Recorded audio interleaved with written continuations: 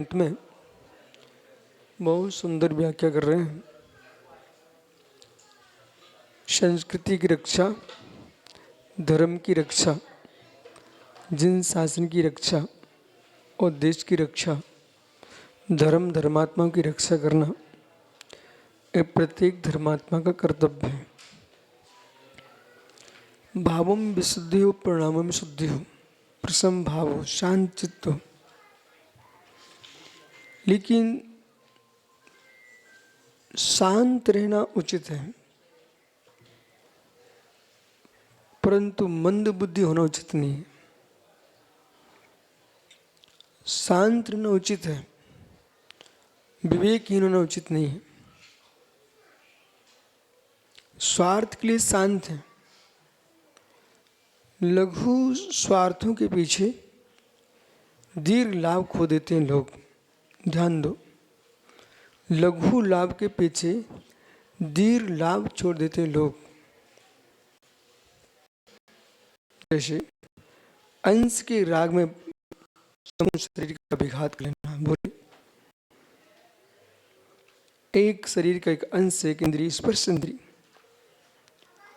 उस एक शरीर के अंग के पीछे रावण ने संपूर्ण नाश कर लिया। ऐसे ही जो ए बालक इधर देखो, लिखना बंद कर दो।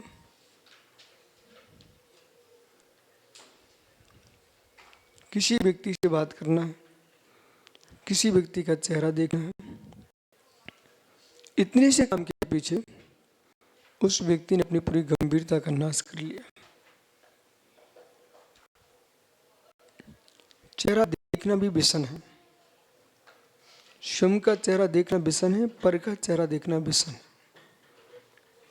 स्वयं का चेहरा देखना भी अब्रह्म है, पर का चेहरा भी देखना ब्रह्म है।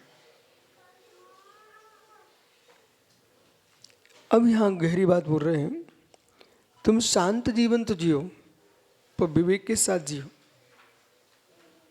ऐसा न हो जाए कि आप प्रभुत्व शक्ति खो करके प्रशांत जीवन जियोगे। तो आचार्य महाराज कुछ गहरी बात कह रहे हैं। ये सब युवा बैठे हुए हैं और ये मान के चलो एक घर चलाना जानते हैं और स्वयं को चलाना जानते हैं।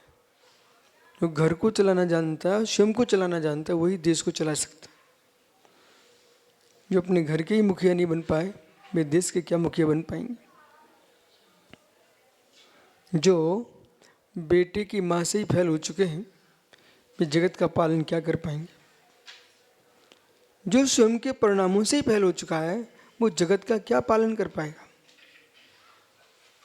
एक सम्राट के लिए संयमी होना अनिवार्य है। जो उसका संयम योग्य है, जो भी जीव अधिकृत अधिकार में जी रहा है, ऐसा मत समझ कि स्वतंत्र है, वो भी संयमित है। अपने क्षेत्र में मर्यादा में रहोगे तुम्हारा विकास होगा। और जो क्षेत्र तुम्हारा नहीं है, वो क्षेत्र के बाहर जाओगे, अपने क्षेत्र को छोड़ करके आप नियम से स्खलित होंगे। इसलिए बड़ी भूमिका के साथ समझा रहे हैं, प्रस्मेक चित्तम को ना प्रभावती।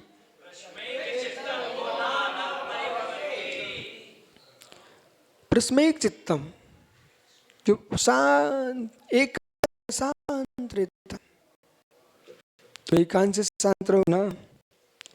कौन प्रभुति, कौन प्रभव को प्राप्त नहीं होता, मतलब अपमान को प्राप्त होता है, सताया जाता है। लोग उन्हें ही सताते हैं जो कमजोर होते हैं। बिल्कुल सीधे साधे जियोगे ना, तो तुम्हारी पत्नी भी तुम्हारे पाद प्रक्षालन नहीं करेगी, अब आपसे अपने पैर धुलवाएगी। कुछ वे लोग हैं जिनकी सेवा पत्नी करती है, कुछ वे लोग हैं जो सेवा पत्नी की करते हैं। मतलब कोई अस्वस्थ है, बीमार है, कोई ऐसी विषमता है, तो पत्नी की सेवा करने में कोई पाप नहीं है। लेकिन यहां लक्ष्य क्या कह रहे हैं, कोई अस्वस्थ नहीं है, बीमार नहीं है, पर तुम इतने सीधे हो, सीधे नहीं उन पागल हो कि आप, वो कह रही मेरी लहंगा चुंदरी धो के लाओ, और भैया बैठे धो रहे हैं। बोले क्यों? मतलब आपकी इतनी योग्यता भी नहीं बना पाए कि घर में प्रेम से बासल से दोनों रहें, लेकिन दूसरे के भृत्य बन के रहना इस श्रेष्ठ लोगों का दायित्व तो नहीं। और कोई भी माँ, मतलब बनने वाली पत्नी हो, बनी पत्नी हो, वो अपने पति का अपमान नहीं करना चाहती। पर तुम ऐसे पागल ही हो तो बेचारी क्या करें? बोल ठीक करो काम, अपने हाथ से सब घर का काम कर देगी, पोंछा भी लगा लेगी। मैं देख रहे इनका चेहरा ही पोंछे जैसा है, तो ये लगाओ पोंछा। इसलिए वे ही समाज को चला पाएंगे, वे ही राष्ट्र को चला पाएंगे जो सुख भोगने के साथ गंभीरता से भरे हुए हैं, सुख भोगने के साथ अपनी प्रभुत्व सत्ता को बचा के रखते हुए, और प्रेम के साथ बासल के समय बासल देना, अनुग्रह के समय अनुग्रह करना, और निग्रह के समय निग्रह करना, ये दो गुण आना चाहिए। निग्रह के समय निग्रह करना और अनुग्रह के समय अनुग्रह करना, ये दो गुण आना अनिवार्य है। कोई भी संस्था का स्वामी होगा उसके दो गुण होना चाहिए। निग्रह ही निग्रह करोगे। यदि हाथी को महावत अंकुश लगाता है तो ये अंकुश ही मत देखिए, बोले अंकुश के बल पर चलता है। अंकुश के बल पर नहीं चलता है, वो सुंदर गुड़ भी खिलाता है, गन्ना भी खिलाता है, भरपेट भोजन कराता है, तब अंकुश के बल पर चलता है। और आप भोजन मत दो, मात्र अंकुश ही लगाते रहो, वो गुस्सा करेगा, महावत को उठा के पटक के पैर रख देगा, प्राण ले लेगा। देखा कि नहीं, सुना कि नहीं? इसी प्रकार से यदि अधिकारी की बात, ये सब सर्विस वाले युवा बैठे हुए हैं, एक अपने अधिकारी की बात मानते हैं तो किस बात पर मानते हैं? इनको वेतन मिलता है, वेतन मिलता है, कुछ मिलता है इसलिए बात मानते हैं। तनख्वाह भी काटने लग जाए, पैसे भी ना दे, और काम के लिए बार बार बोले, ये सब हड़ताल कर देंगे बेटे। बोले रखो अपनी नौकरी, में कोई प्रयोजन नहीं है, हम कोई दरिद्रियों के बच्चे नहीं है।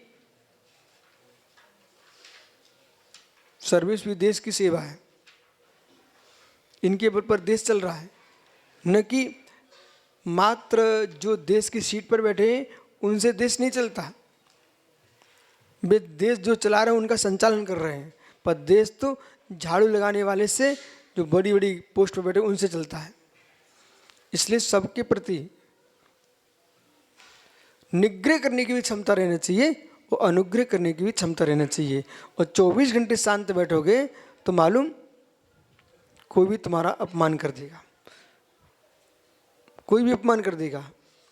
और एक दिन ऐसा आएगा जिनके तुम स्वामी थे उनके तुम दास हो जाओगे। हुआ ऐसा, जो सम्राट पद पर आसीन होकर भोगों में आसक्त हो गए, राज्य पर दृष्टि नहीं है। जिस संस्था के तुम स्वामी हो उसमें प्रमाद नहीं करना चाहिए, उदासीनता नहीं आना चाहिए। कसाय में उदासीनता है, पर संस्था के चलन में उदासीनता तुम लाए तो आपकी उदासीनता देख करके जो भृत्य के रूप में थे वे स्वामी बन जाएंगे। समझ में आ रहा कुछ? मुस्कुराने से काम नहीं चलता, मुस्कुराने भी पड़ता है तो चेहरा को गंभीर भी करना पड़ता है। गंभीर ही करोगे तो तुम पागल हो जाओगे, मुस्कुराना भी पड़ता है। इसलिए बड़े पदों पर रहने वाले लोगों से कहना थोड़ा मुस्कुराना सीखो, बनावटी जीवन कब तक जियोगे। जितने बड़े बड़े पदों पर लोग रहते हैं, अधिकारी हैं, वे बनावटी जीवन जीते हैं। मतलब बिल्कुल सामने मुस्कुराएंगे नहीं, कुछ नहीं, बोले बहुत बड़ा आदमी है। अरे भाई समझ में आता है, तुम अपने घर में रहोगे तो मुस्कुराओगे, नहीं मुस्कुराओगे, नहीं मुस्कुराओ तो पागल हो जाओगे। जो आयु तुम्हारी 100 वर्ष तक थी वो 75 वर्ष में ऊपर चले जाओगे।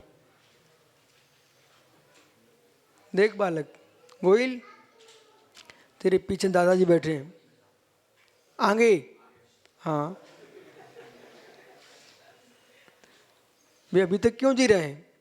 क्योंकि वे ऐसे काम करते हैं जिससे मुस्कुराहट आ जाए, तो मुस्कुराहट आती है, आदमी की आयु सुरक्षित हो जाती है। और टेंशन होते ही आयु नष्ट होना प्रारंभ हो जाती है। इसलिए जिनको अपनी आयु पूरी जीना हो पे मुस्कुरा करके जिए, जिन्हें जल्दी मरना हो वो टेंशन में जिए। और जल्दी मरने वाला परिवार का शत्रु, कुटुंब का शत्रु, देश का शत्रु और धर्म का शत्रु।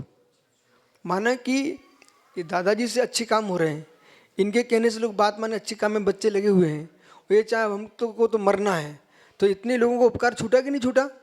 इसलिए नहीं मरना है, मरो मर जाना, समाधि मन कर लेना, लेकिन जब तक प्राण है तब तक देश के लिए, धर्म के लिए जीते रहना है। ठीक है? और सोते सोते नहीं मरना, स्वयं जागते जागते मरना है और लोगों को जगा के मरना है।